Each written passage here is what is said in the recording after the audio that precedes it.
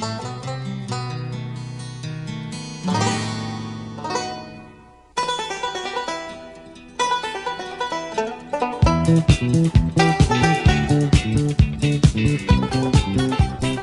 and welcome to another episode of the Cover Zero podcast, the show where I cover the least in the best way possible.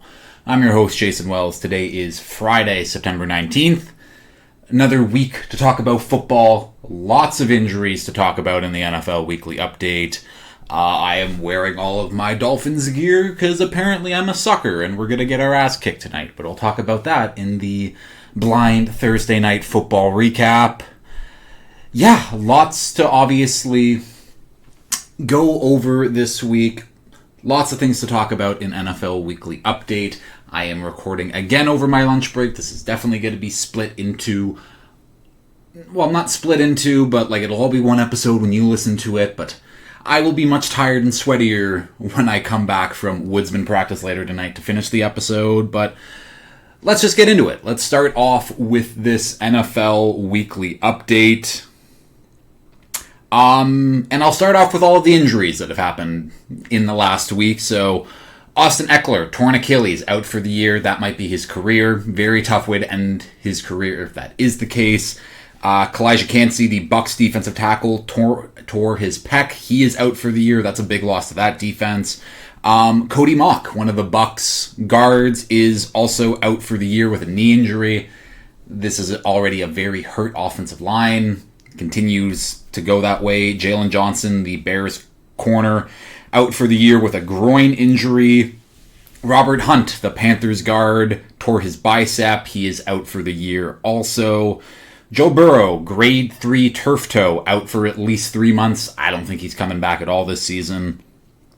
Austin Corbett hits IR with an MCL. They're hoping he comes back later on in the season. We'll see.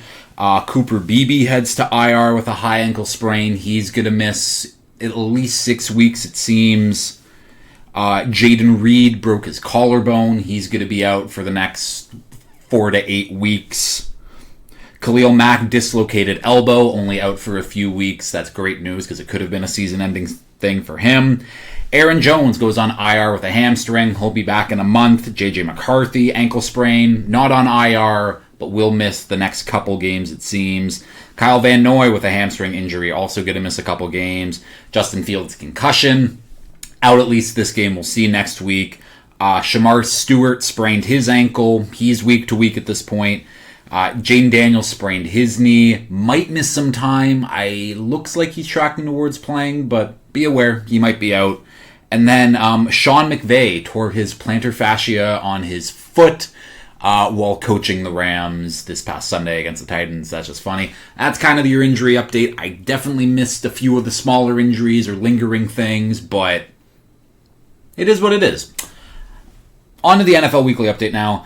Tyler Smith, the Cowboys guard, gets a 4-year, $96 million deal, 81.2 of that guaranteed. That makes him the highest paid guard in NFL history. Do I think that Tyler Smith really deserves to be the highest paid guard in NFL history? At this point, absolutely not. Is he a good player? Yeah, of course he is. He's still young. He's still ascending. It could get better, but now I look at the contracts that the Cowboys have given out over the last couple of weeks since that Parsons trade, and it's been Deron Bland, it's been Tyler Smith.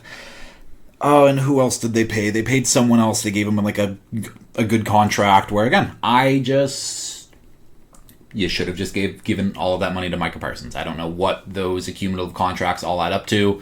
Micah Parsons is better than those 3 guys put together. It is what it is. Yeah, we'll see what this deal looks like in a few years when other guards get money and blah, blah, blah, blah, blah. But that's a lot of money to pay Tyler Smith, in my opinion. The Patriots traded away 2024 second-round pick Jalen Polk to the Saints for it was Jalen Polk and a 28 7th to the Saints for a 27 6th. Jalen Polk is on IR this year. He will not play the entire year. So the fact that the Patriots felt the need to get rid of him this desperately, absolutely crazy. And it's not like they really gained anything. They got a 6th-round pick in 2027, and then they gave away a 7th-round pick in 2028. So yeah, like they technically moved up around given that. But giving up on Jalen Polk like a year into his career, essentially, is absolutely crazy. Yeah, was he terrible last year? He was. But to invest that high of a pick in a player and to just be like, nope, he's gone, especially when the Patriots, because they traded back, or then the Chargers traded up with them, and the Chargers got Ladd McConkey, and then the Patriots ended up with Jalen Polk, where, Ladd McConkey, really good player. Jalen Polk might be out of the league by next year. It's a wild trade for them to make just based off, that might be the quickest, terrible return on investment in, years, where, you draft a kid in the early second round, and then within the year, you're trading him away for a future 6th round pick. Bad business. Elliot Wolf, the Pats GM, should definitely be on the hot seat. He has not done a good job whatsoever. Again, it's looking better this year, and with their draft class, it looks better, but, it's been a rough start for him, and he's definitely on thin ice. This is a crazy note here, and I'm just going to read the entire Schefter tweet. Tom Brady is coming out of retirement, sort of, to join Saquon Barkley, Christian McCaffrey, CeeDee Lamb, Max Crosby, Rob Gronkowski, Sauce Gardner, Myles Garrett, and others for the Fanatics Flag Football Classic, a competitive flag football tournament taking place during I don't know how to say that word, in Saudi Arabia on March 21st, 2026. It will be Brady's first football action since retiring 3 years ago. Pete Carroll, Sean Payton, and Kyle Shanahan will also be coaching the 3 teams. I have no idea what this is going to be. So, this is happening next year in the spring after football season, where, just from a football perspective, I don't know how much money Saudi Arabia is paying these NFL teams to let their players and their star players on active contracts, play.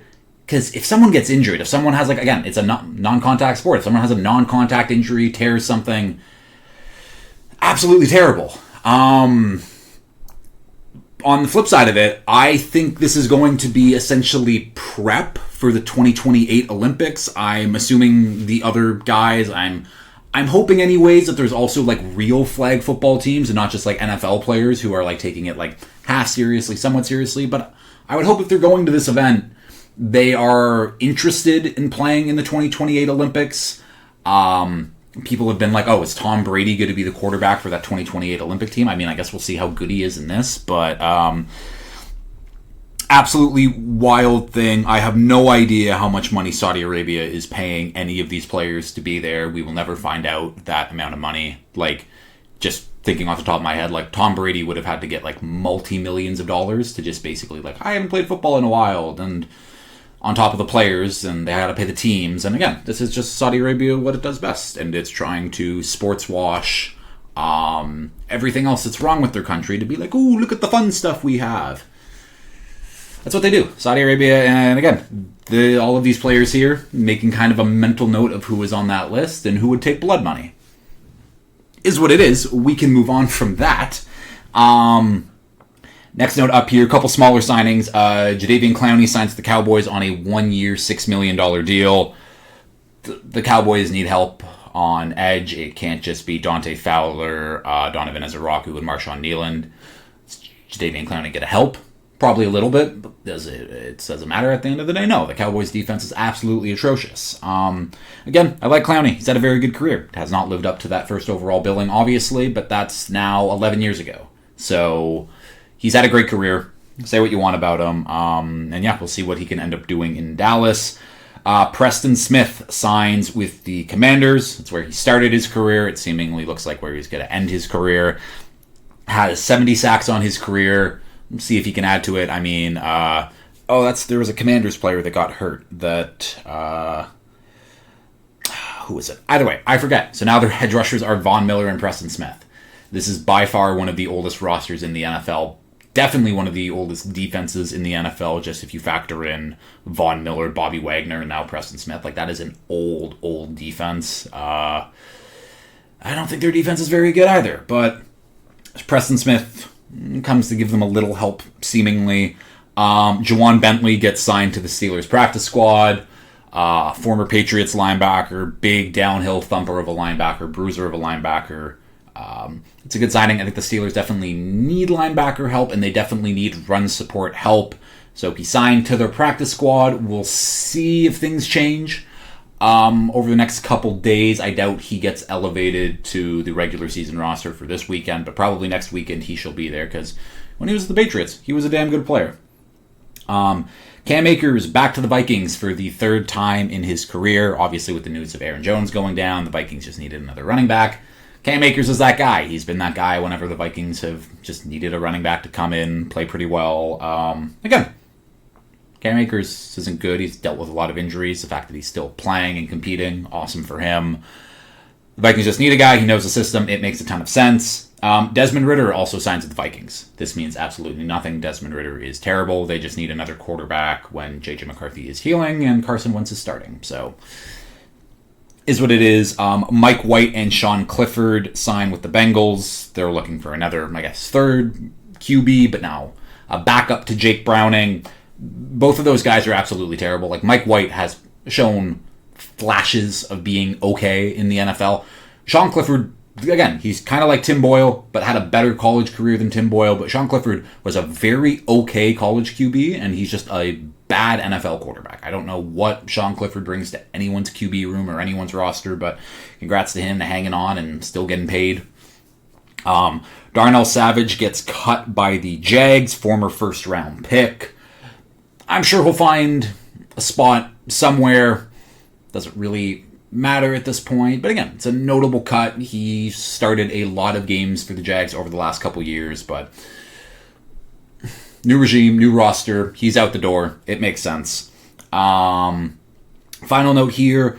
Rashard Hollywood Higgins, you might not remember his name, but he had a 7-year career in the NFL, was a 5th-round pick drafted out of Colorado State, played for the Browns, so obviously probably don't remember him, but he was basically trying to find out what to do post-football and wanted to do something that his kids could still look up to him and be proud of, and he decided to become a firefighter. So he's a firefighter down in Dallas, Texas, I now believe.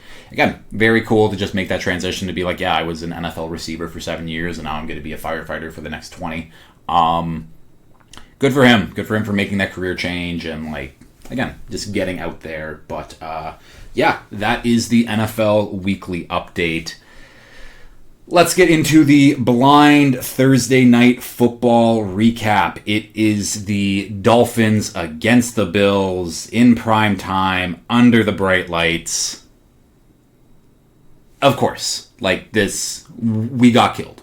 Everyone knew this. It was going to be a bad game. The Dolphins are terrible. And yeah, Josh Allen looked like Josh Allen. Threw the ball, had 250 yards.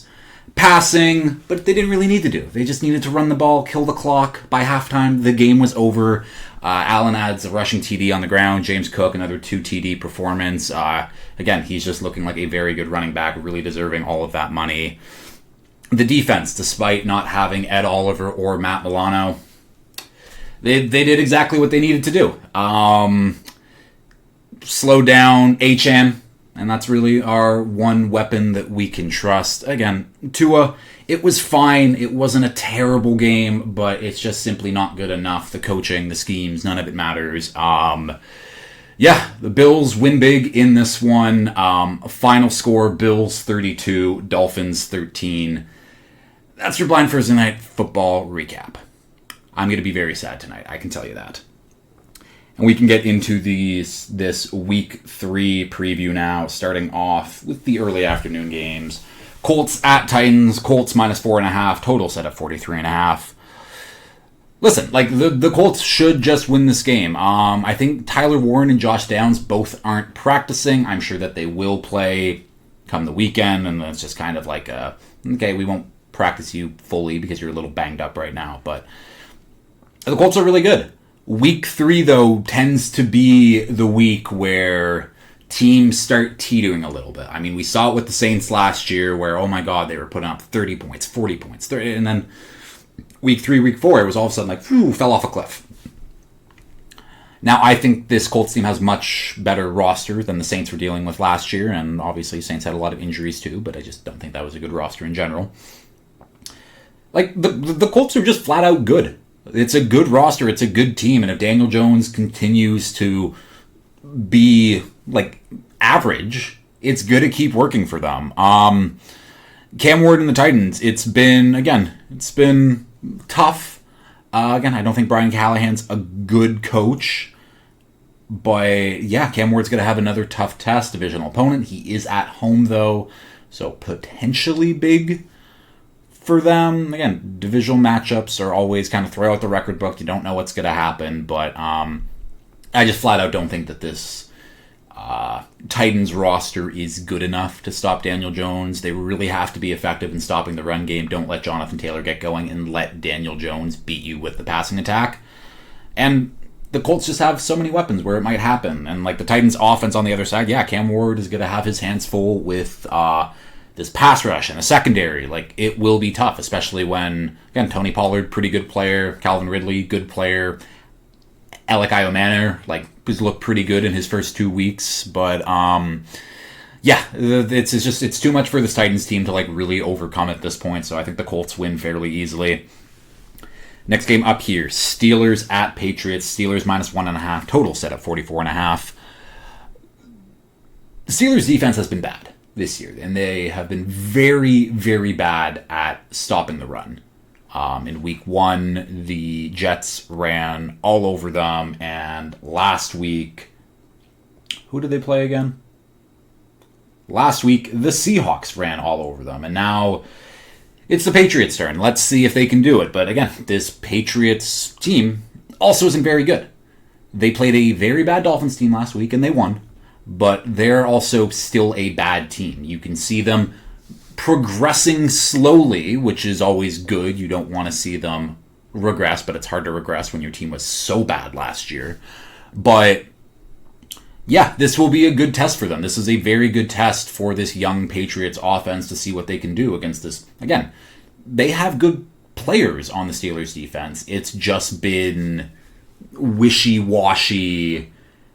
It's, again, a lot of old players on this Steelers defense. Were talented at one point, still probably are talented, but it's going to be the young versus the old, see what they can do. I do like the Steelers in this one. I just don't think that the Patriots are...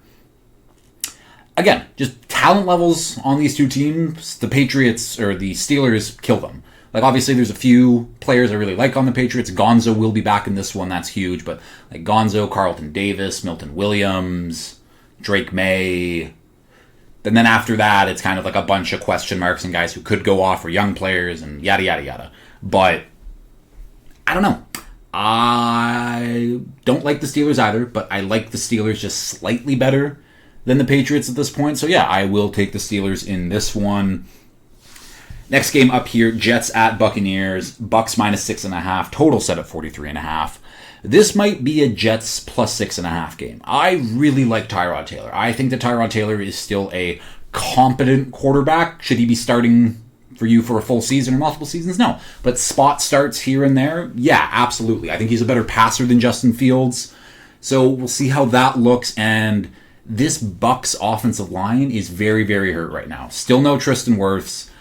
Cody Mock, I just mentioned, out for the entire season too. So there's 2 starters gone, and then Luke Gadecki is questionable right now with a foot injury. So they might be down their left tackle for one of their guards and their right tackle. And the Jets defense, they got players on it, like Quinnen Williams, Will McDonald, Jermaine Johnson. Like, they have guys who can get after the quarterback. So it's just a matter of, can this Jets offense keep up? I mentioned another Bucs injury, Kalijah Kancey. He's a big part of that Bucs defensive line. He's now gone.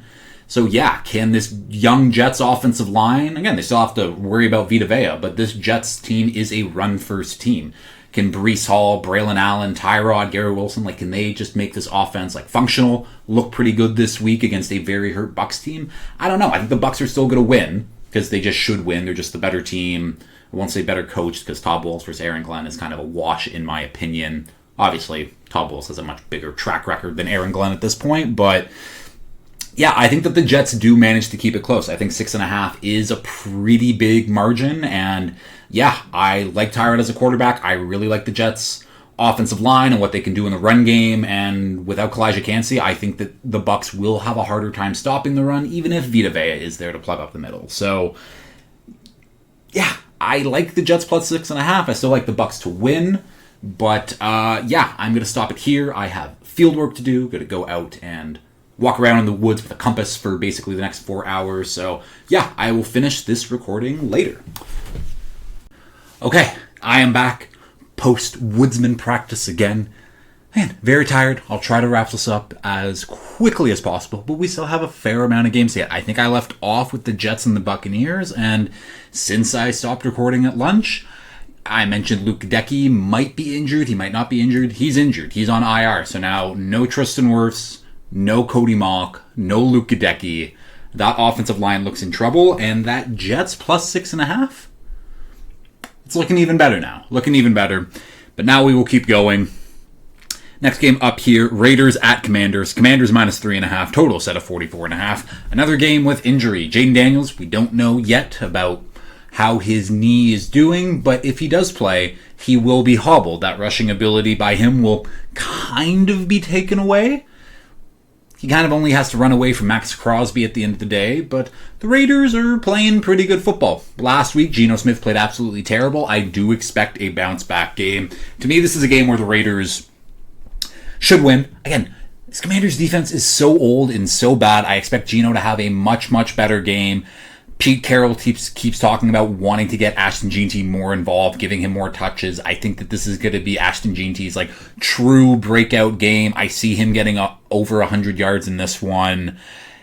Yeah, and like Jaden Daniels like being a little bit like hobbled, it will take away from like what he does best. I still think that this will be a close one, but I think I might be taking the Raiders. Again, if Jaden Daniels is out, Raiders 100%. Even with Jaden Daniels and him not being 100%, I still like the Raiders. I like a bounce back game from Geno Smith. I'm very interested to see how rookie right tackle Josh Connerly holds up going against Max Crosby consistently.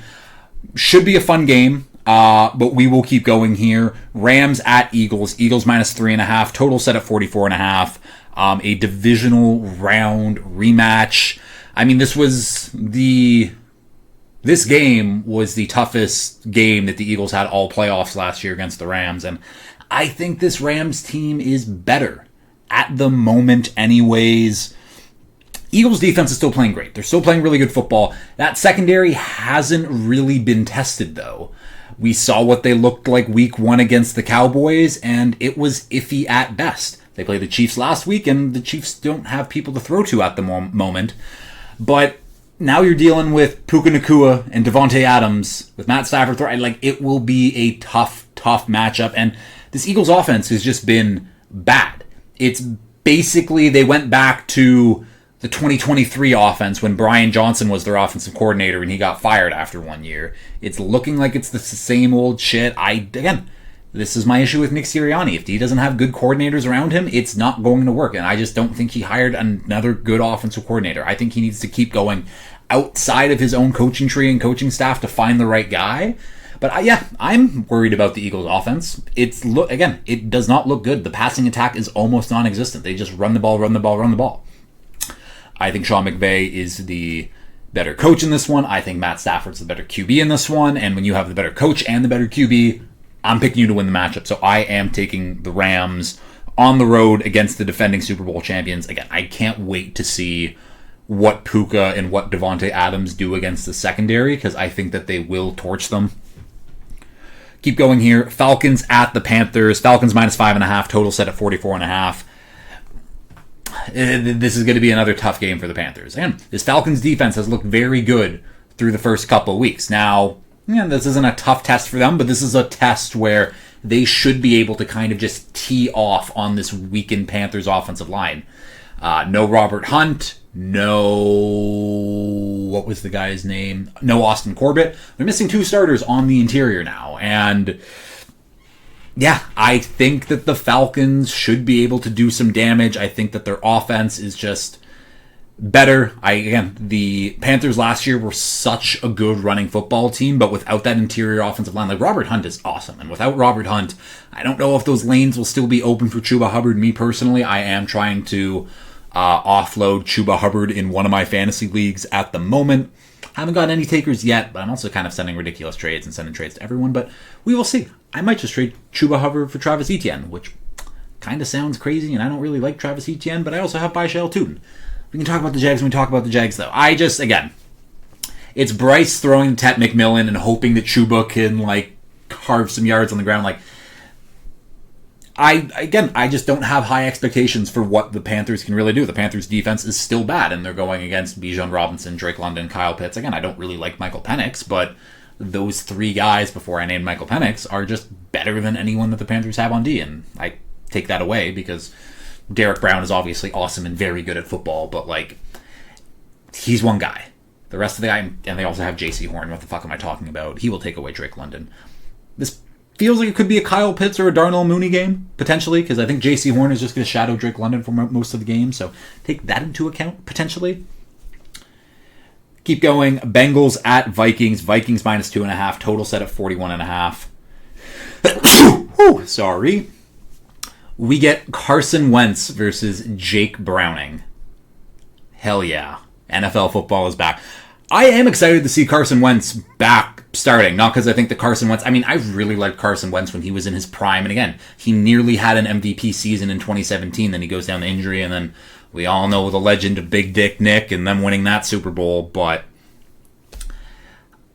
I don't know. Kevin O'Connell just has a way with getting kind of these retread quarterbacks and them looking good. Even when Kirk Cousins was on their team and he was hurt a few years ago, Josh Dobbs came in, he looked good. Nick Mullins came in, he looked pretty good. They had another guy too, Jaron Hall. He looked okay, but again, Carson Wentz still has kind of that pedigree, and he has talent. Again, we're so far removed from when he was MVP level Carson Wentz, but if there's any juice left, I think that this will be the team to prove it. Again, the Bengals defense is absolutely terrible. The Jags could have won by 3 touchdowns last week, and they didn't. And the Browns could have beaten. The Bengals could easily be 0-2 right now. I think the Vikings are going to win. I think that Brian Flores is going to put Jake Browning in this offense in an absolute blender.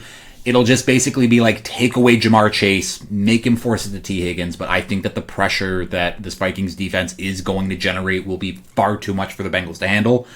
And yeah, I think that the Vikings offense will just be able to do whatever they want to the Bengals defense. Justin Jefferson had a bit of a down game to his standards, and I think that Carson Wentz knows what he's supposed to do, and that's just force feed Jefferson the ball. I'm trying to remember, I looked briefly at what Jefferson to get 100 yards is, and I think it's around plus 400. That's crazy value for Justin Jefferson, who sometimes averages 100 yards a game in a season. So I will definitely be taking him to score a touchdown. Yeah, I think the Vikings win this one. Keep going here, and an AFC South divisional matchup, Texans at Jags. Jags minus 1.5. Total set at 44.5. This is a very tough game for me to predict. And again, I've been on the Texans. The Texans are going to win the division, blah, blah, blah, blah, blah. The Jags might be the better team.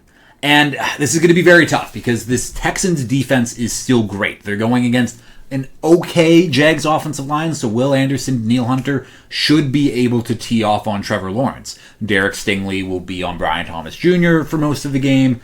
Obviously, Travis Hunter gets involved. They have their other guys. The running game has been good, but the Jags won't be able to move the ball very well.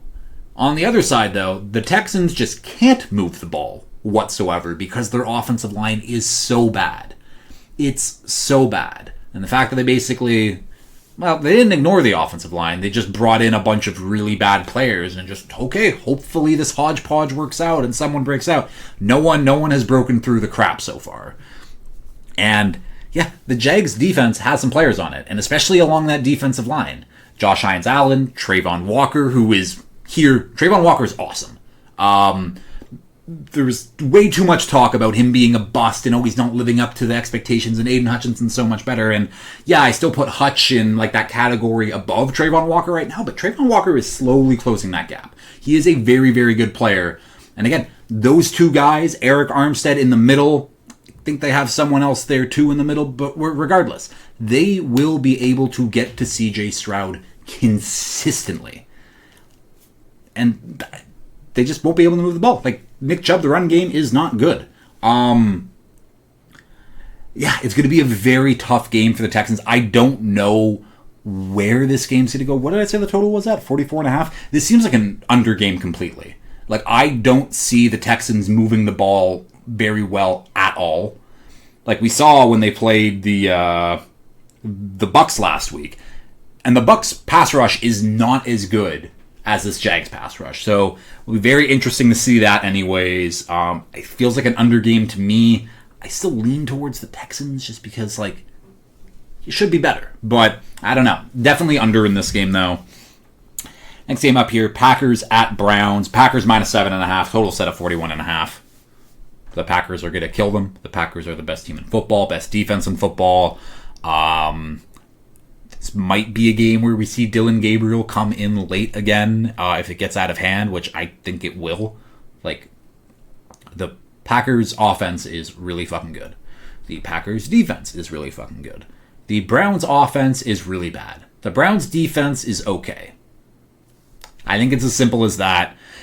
Matthew Golden got missed a few times last Thursday on deep touchdowns, or 2 touchdowns basically from Jordan Love. So I think that they will hit on a deep shot in this game. So maybe bet some Matthew Golden overs, bet him for a touchdown maybe. Again, don't listen to me. I don't give great gambling advice, but I'm also up a lot since I have started gambling anyways. I will just say that. But yeah, Packers are going to win big. AFC West divisional matchup here. Broncos at Chargers. Chargers minus 2.5. Total set at 45.5. Bo Nix has to show something. He is, again, they have kind of gone away. They took the training wheels off the offense and basically like, Bo, if we're going to win games and win big, meaningful games, you have to pass the football well. You know what Bo Nix doesn't do well? Pass the football well. He is a game manager to his core.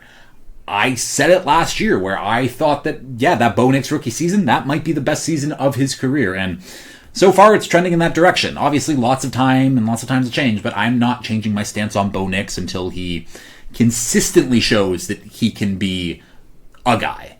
And right now, he's not a guy. Chargers offense has looked really good. They're going to go against this really good Broncos defense who, again, should be able to match up well. But the passing attack from Herbert, again, this is a big game from Justin Herbert too. And the Justin Herbert MVP case where, yeah, if he lights up this Broncos defense, yeah, that MVP race is in full swing for him. I think he's already 4th in odds. I think it's Lamar, Allen, Jordan Love, and then Herbert right now. You never know. This is going to be a very close game. Chargers at home. They get the edge for me in this one. Keep going. Saints at Seahawks. Seahawks minus 7.5. Total set at 41.5. This Seahawks defense is incredible. And I think that we will see again. Spencer Rattler had a pretty decent game, but I don't see the Saints being able to do anything really against this team. Seahawks on the other side, they should be able to run the ball. Zach Charbonnet is another guy who is questionable now for the weekend. I think he tweaked something in practice earlier today. But the Seahawks offense should be able to move the ball fairly well. Again, the Saints roster just isn't good. And the defense should be able to tee off on this bad Saints offense and their offensive line. So yeah, I think the Seahawks win this one easy. 7.5 is a big spread, but I do expect the Seahawks to win by quite a bit. We'll keep going. Cardinals at 49ers. Niners minus 2.5. Total set at 45.5. I need to see if Mac Jones is playing. Not Mac Jones, Brock Purdy. He was limited on Thursday. He's questionable, so we'll see. If Mac Jones goes, I don't know, because again, no real disrespect to Brock Purdy, but I think the drop-off between Brock Purdy and Mac Jones is not an insane amount. It is, like, Brock Purdy is significantly better, but, like, what Mac Jones, again, it's like the difference between, like, Brock Purdy and Jimmy G. There's a big difference, but, like, Jimmy G can still have that offense functioning well, and I think that that's kind of the same thing for Mac Jones. But this is this is a very good test for both teams. Both teams undefeated right now on the season. This is a big divisional matchup too, because this division is the toughest division right now in the league. I'd like to see the Cardinals, again, they have a very good running attack, but I would like to see the passing attack open up more. Something else that got mentioned during the week is Marvin Harrison's targets have been a big point of emphasis over the week, and people asking, and Marv's like, as long as we're winning, I don't care. Great answer, Marv. However, as a fantasy owner, get your targets up, which you can't really do anything about it. That's all a Kyler issue, but yeah, as long as they're winning, it doesn't really matter. And I think that, yeah, Marv still is an elite receiver. Hasn't really shown it yet because it's just the offense that he's in. But yeah, I think the Cardinals can do it. Like, I do think that the Cardinals are a good team. Their defense, this is going to be a tough test for their defense as well. I am excited to watch this one, though. I think this will probably be one of the better games of that later afternoon slot. But yeah, I think I'm taking the Cardinals as like a road dog. Keep going. Cowboys at Bears. Cowboys minus 1.5. Total set at 50.5. Yeah, so this is a Matt Eberflus revenge game. Technically, he is the Cowboys DC. No Jalen Johnson for the Bears. He's now out for the year. This Bears defense has not looked great, obviously, but the Lions' offense is one of the best in the league, and it still is. And they get a much easier test. No Cooper Beebe now for the Cowboys, so that interior is now a little bit weakened. This feels like a game where the Bears' offense better look really good. And if they don't look really good, I have a lot of questions going forward. And maybe not about Ben Johnson, but maybe about Ben Johnson. But DeAndre Swift sucks. We all know he sucks, and they should have added a running back, but Ryan Poles is bad at his job. But yeah, this seems like a game where Ben Johnson and Caleb Williams kind of like put it together, and they like really attack this Cowboys defense. Because who do the Cowboys have on defense? Absolutely no one. It is what it is. Deron Bland's still out hurt. Trayvon Diggs sucks. No pass rush. No safety. Like, it's just, this should be a very winnable matchup for the Bears. They're at home. This Cowboys offense will keep pace with them. So they, again, this is going to be, I mean, there's a reason why it's set at 50.5. This will be a very high scoring game. 50.5, still a lot of points. Don't know if we're going to hit that because, and the Bears defense has been good, just hasn't been great this year. So we will see anyways, but I do like the Bears in this one because I think that they just have the better roster in general, better coaching, and yeah. And finally, Sunday night game. Chiefs at Giants. Chiefs minus 6.5. Total set of 45.5. This is, like the Chiefs are going to win. Xavier Worthy should play. Apparently he has a torn labrum, which I don't know how you play through a torn labrum, but Xavier Worthy is in line to play anyways right now, so that should be interesting.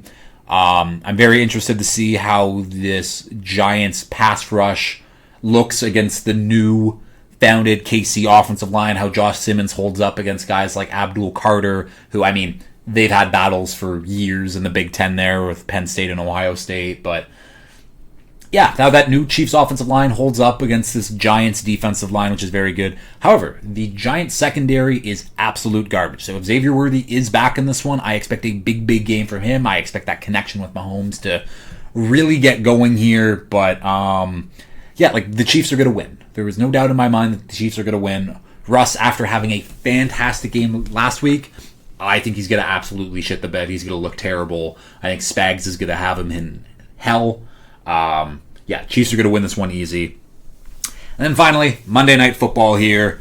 Lions at Ravens. Ravens minus 4.5. Total set of 53.5. That's a big spread.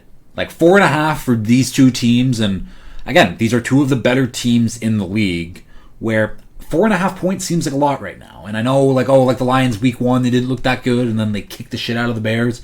I think the team that kicked the shit out of the Bears, that's who this Lions team is, and that's who this Lions team is at its core.